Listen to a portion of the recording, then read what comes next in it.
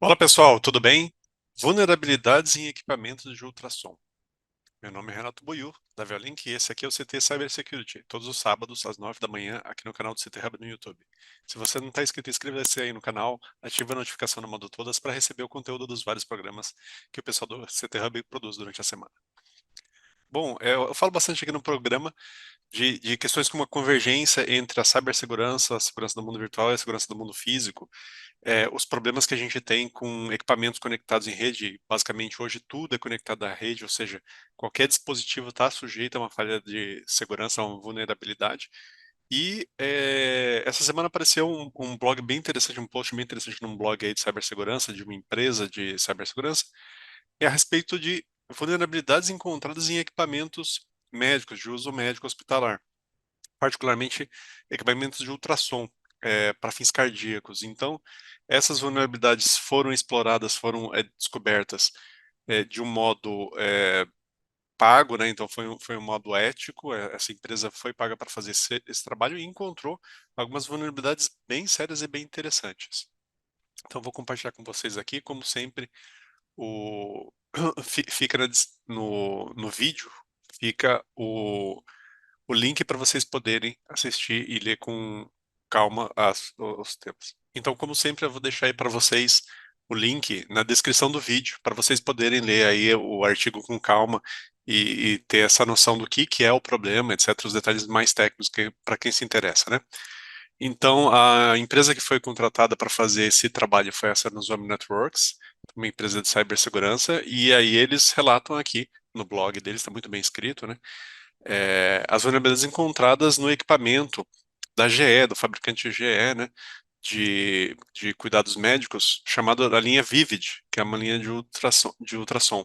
Então, ela poderia permitir, pode permitir, na verdade, que ataques maliciosos permitam instalar ransomware e acessar e manipular dados de pacientes. Então, aqui tem uma questão bem séria em relação a dados pessoais, LGPD, né, no caso. Então, aqui eles explicam, né, que para fazer com o intuito, né, de aumentar a segurança, a resiliência de equipamentos hospitalares, eles fizeram essa pesquisa aqui nesses equipamentos da linha da família Vivid da Healthcare da GE, né? E aí é um software que roda dentro desses equipamentos. Daqui a pouco eles explicam os detalhes técnicos de como é que esses equipamentos são montados, o que constitui um equipamento desse tipo, né? E aí eles encontraram de fato algumas vulnerabilidades bem interessantes aqui. O escopo de pesquisa dele, de testes deles, foi tentar encontrar vulnerabilidades tanto locais, que exigem acesso físico à máquina ou equipamento, quanto vulnerabilidades para exploração remota. Eles conseguiram encontrar, em dois modelos aqui, encontraram vulnerabilidades dos dois tipos. Então tem a linha Vivid T9, né, que é especializada para fazer imagem de ultrassom de músculo cardíaco, mas também pode ser utilizado para ultrassom de um modo geral, então pode ser utilizado para ultrassom de outros órgãos, né, de outras partes do corpo. E aí o equipamento e o seu software associado conseguem fazer a busca da imagem, medidas, exibição e análise dos dados. Então é bem interessante a amplitude de uso desse equipamento aqui. Por baixo dos panos, né, o artigo menciona, o que tem lá dentro é um PC, um Windows, rodando um Windows 10 customizado, específico, né, da GE, e aí ele trabalha no modo de quiosque, então ele trabalha sem necessidade de ter um teclado específico, ele tem tela touch, então ele é tudo pensado para trabalhar de uma forma razoavelmente automatizada, porque não se espera de alguém do mundo médico que tenha que usar teclado, mouse, etc. Não faz muito sentido, tem que ser algo muito prático ali, muito rápido, porque as pessoas trabalham muito sob pressão, né? Já falamos aqui no programa sobre outros casos de equipamento médico. E aí eles rodam todo um software gerenciado, né? E tem um outro equipamento que também roda o que eles chamam de EcoPack. Então, uma outra linha de produto que também faz eco multidimensional, então faz medidas, etc. Apoia o médico, o doutor, no seu terminal, no seu computador. E aí permite visualização de imagens de ultrassom, de ecografia de vascular e abdominal, então é bem amplo também. e medida em 2D, 4D de multidimensional. Então é bem interessante. São linhas muito amplas aí. E aí por baixo dos panos, eles além do software deles, tem um banco de dados trabalhado em SQL Anywhere. Então aqui tem um ponto importante. Tem um banco de dados relacional que roda junto com esse software. E esse banco de dados, uma vez que ele possa ser acessado por um invasor, por alguém, um agente mal intencionado, ele vai permitir a extração e eventualmente a manipulação dos dados pessoais, dos dados de medidas da consulta daquela pessoa. Então, uma vez que encontraram as vulnerabilidades, né, os impactos das vulnerabilidades, o primeiro foi ransomware, então em um caso, esse foi o caso em que tinha um acesso físico, né, que exigia acesso físico, os pesquisadores conseguiram instalar um software aqui simulando o ransomware, ou seja, bloqueou toda a tela, todas as operações do sistema e aparece uma janela tentando extorquir dinheiro aí da equipe do hospital, por exemplo.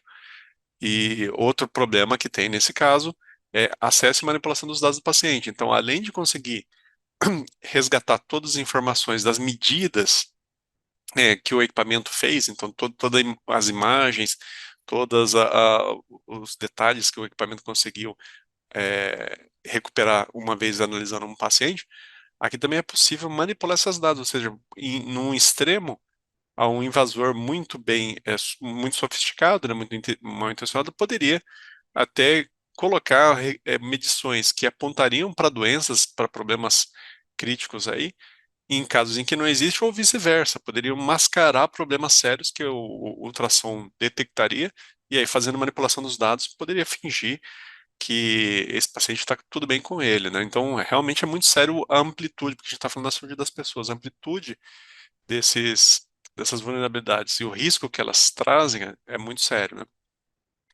E aí tem as considerações de treinamentos, do que a FDA, que é o equivalente da Anvisa lá nos Estados Unidos, faz de treinamento, de capacitação dos médicos, ou exige de certificação para esse tipo de equipamento.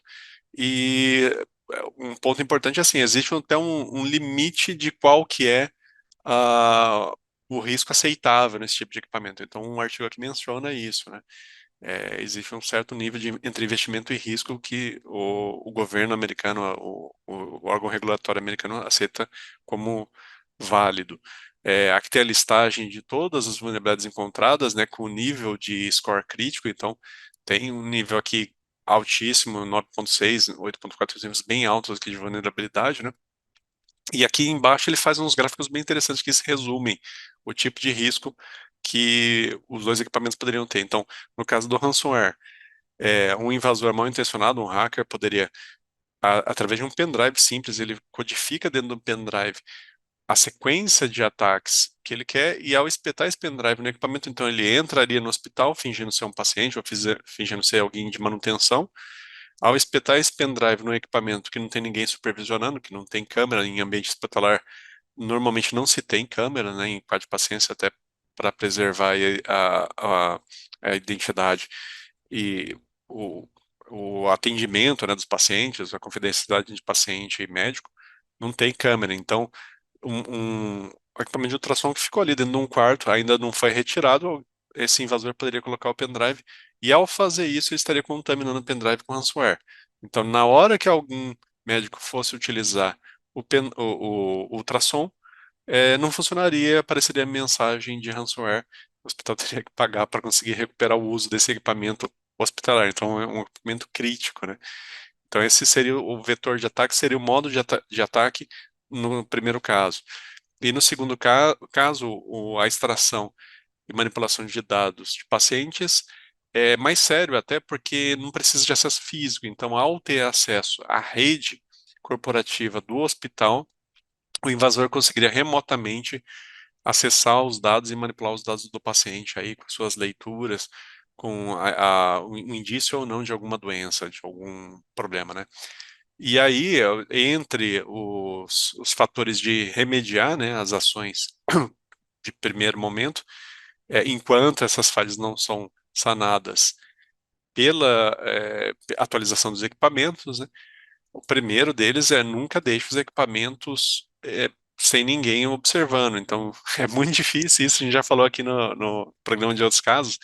que exigiam também a mesma recomendação, mas assim, não dá para a gente exigir de médico ou de enfermeiro, de pessoa que trabalha ali no ambiente médico, que fique cuidando dos equipamentos do ultrassom. É muito difícil isso, né? Então, realmente parece meio óbvio a gente querer exigir isso, mas é difícil porque o dia a dia deles é muito corrido. É, no caso desse problema de acesso remoto, né, bloquear a comunicação, então é a recomendação deles, e de um modo geral fazer a segmentação de redes. Então a gente já falou aqui no programa vários casos que a vulnerabilidade ela foi explorada porque a rede operacional, a rede que tem nesse caso aqui equipamentos hospitalares, estaria junto da rede de informação, a rede de TI, que é a rede de e-mail, a rede de planilhas, etc. Então, segregar, separar esses dois ambientes, essas duas redes, e separá-las da internet é uma ação que pode mitigar esse tipo de risco, como o artigo aqui recomenda. Bom, eu realmente acho essa área de medicina, né, de imagem para fins de medicina, muito interessante, não tenho nada a ver, sou muito leigo nesse assunto, mas a relação dela com a cibersegurança fica muito clara, e o impacto muito sério também. Então, achei bem interessante, resolvi compartilhar com vocês aí, espero que tenham gostado e obrigado por assistir. Até a próxima, tchau, tchau.